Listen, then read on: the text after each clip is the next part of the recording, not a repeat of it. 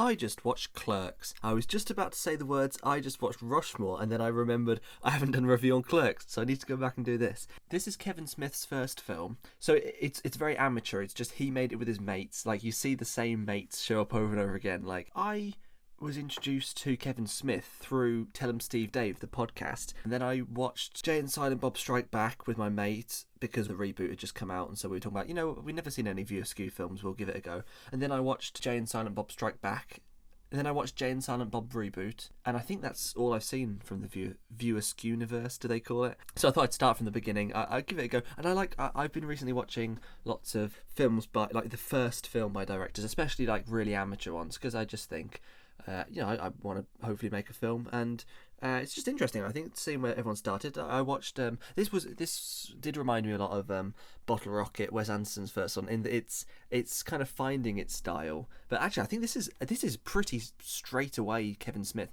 I think it's a lot more naturalistic. Although, I mean, the dialogue's not that natural, and the acting's certainly not that natural. But it's kind of grounded, whereas the future ones get a bit crazy. Anyway, the plot is Dante Hicks is a sort of 22-year-old, I think, or he's like early 20s, and he works at a news agent, or like a corner shop, like a convenience store, I think they call it in America. I don't know if we really use that, but and his best mate Randall Graves works in a video store, and I get the impression they're like next door, although I think in real life they probably weren't, because you never sort of see the two in the same shot. It's just a kind of day in the life hangout movie. They get up to sort of various situations while trying to pass the time being bored in the jobs that they hate. It reminded me a lot of The Office then, in that way, like the original UK one. I do really like the US Office, but I'm just saying, like, the US Office is, I wish I worked here, this is so much fun. The UK Office is, I do work here. It's just people who hate their job, who are stuck in a rut and have more dreams but they can't achieve them, which was, I think, kind of butchered in the US one. That's something which I didn't think they did a good job of. How you wanted the show to continue, so you wished the worst for the characters. Like, you didn't want Jim to actually start his business. You didn't want Pam to become an illustrator because you wanted the show to carry on. Whereas in the UK Office, you're like, please quit your job and do this. And it's a finite thing. It's anyway, not relevant. What I was saying is, it reminded me of that because it's very simple. It's not shot that cinematically. I mean, this Clerks is in black and white, not for any artistic reason. It's actually just because they had no. Well, they had. I think it's either they had no lighting, or I think they had lights, but they were just random lights, whatever they could get hold of. So the color temperatures were completely off, and it was just, it looked vile. So they had to do it. They just had to do it in black and white. And it's just, I mean, the acting's not that good. But I mean, although I really like the characters, I really liked Brian O'Halloran, is his name? Brian O'Halloran? Him as Dante Hicks. So I didn't think his acting was very good, but I did still relate to him. I think the characterization in terms of the writing was so good that it meant that it doesn't really matter that the acting's a little bit off. It's kind of, they still kind of feel believable because they're so three-dimensionally written. And I think the dialogue it reminded me of kind of Tarantino dialogue, where it's not realistic, but it's kind of heightened, and it's kind of too witty. It felt a bit like Reservoir Dogs, where it does feel a bit stilted, the dialogue, but it's also really good dialogue. How down to earth it is, I actually prefer to, in the Jay and Silent Bob movies, where they get a bit ridiculous and all these loads of different characters playing each other. And although in this, because I got into Kevin Smith through Tell 'em Steve Dave, because that's a bunch of people who worked for Kevin Smith.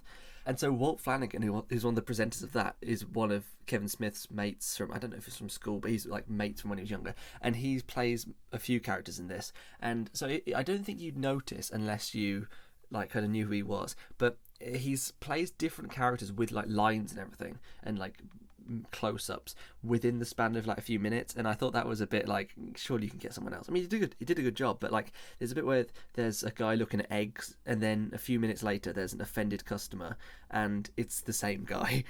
Maybe you wouldn't notice normally, but I just was like, why is he using Walt Flanagan again? No, so I thought it was quite charming how he just uses mates. I mean, his mates aren't as good actors as Wes Anderson's mates, because Bottle Rocket is just his mate Owen Wilson, who he wrote it with, and Owen's brother and stuff like that. But then they went on to become huge, famous Hollywood actors.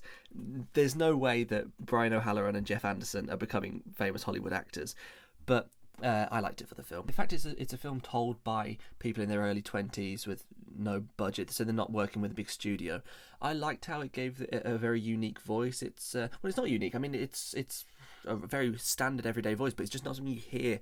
It's not kind of a perspective you hear in from films, because films are always made by the same guy. It's like you don't get movies where the jocks are the good guys, because people who write movies were nerds in high school. Like, it's just the way it is. And so the fact that this is quite crude, there's a lot of very sexual dialogue and loads of swearing and everything, but that's kind of because that's just how people talk at that age, and they weren't really thinking, I would imagine, about a studio saying, oh, you can't do that, you can't say this. I know afterwards they had problem with the ratings. So yeah, I'm going to give it 4 stars. I liked it a lot. I thought it was really good. This does feel like a first movie, in that Quentin Tarantino's first short, which is mostly lost, My Best Friend's Birthday, is just like people talking in a room, and Wes Anderson's Bottle Rocket is just people talking in a room, the original short film. The video store and the convenience store are Kevin Smith's jobs. They're his workplaces. He's filmed them at night. That's why they do a thing about the shutters are closed. I liked it. I thought it was good, and it showed promise for Kevin Smith. I mean, from what I've seen of his future film, I wasn't a big fan of either Jay and Silent Bob film. I thought Jay and Silent Bob were in this, by the way. This is their like debut. I thought Strikes Back was pretty good, and then the reboot was just 90 minutes of cameos. I think if you want to make a movie, I think this is good inspiration. I thought it was very well written, and I liked the way it was directed, how it was just he just kind of put camera in position. There wasn't many cuts. It was quite.